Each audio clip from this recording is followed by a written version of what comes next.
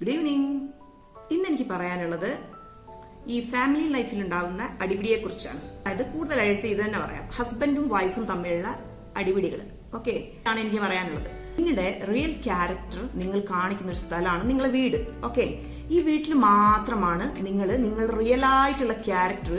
നിങ്ങളെ ഹസ്ബൻഡിന്റെ സ്വഭാവം എന്താണെന്ന് നിങ്ങളെ ഭാര്യനോട് ചോദിച്ചാൽ മതി, ഭാര്യന്റെ സ്വഭാവം എന്താണെന്ന് നിങ്ങളുടെ ഭർത്താവിനോട് ചോദിച്ചാൽ മതി. ഓക്കെ, ഇന്ന് നിങ്ങൾ എന്താ മനസ്സിലാക്കണ്ടേ? എല്ലാ വീട്ടിലും ഇങ്ങനെയൊക്കെ തന്നെ ആയിരിക്കും.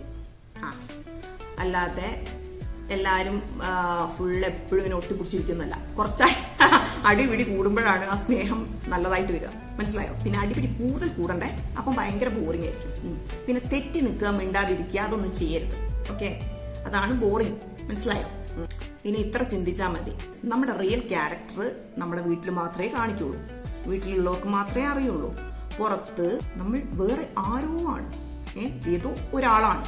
ഓക്കെ, അതുകൊണ്ട് നല്ല കുട്ടികളും കുട്ടന്മാരുമായിട്ട് ജീവിക്കും. സ്വന്തമായിട്ട് അടി കൂട്ടാൻ ഒരാളെ കിട്ടുമല്ലേ, ഒരു ആണിന് പെണ്ണിനെയും പെണ്ണിന് ആണിനെയും അല്ലേ. അപ്പൊ നിങ്ങൾ നന്നായിട്ട് അടി കൂട്ടും. ഹാപ്പി അടി ഡേ.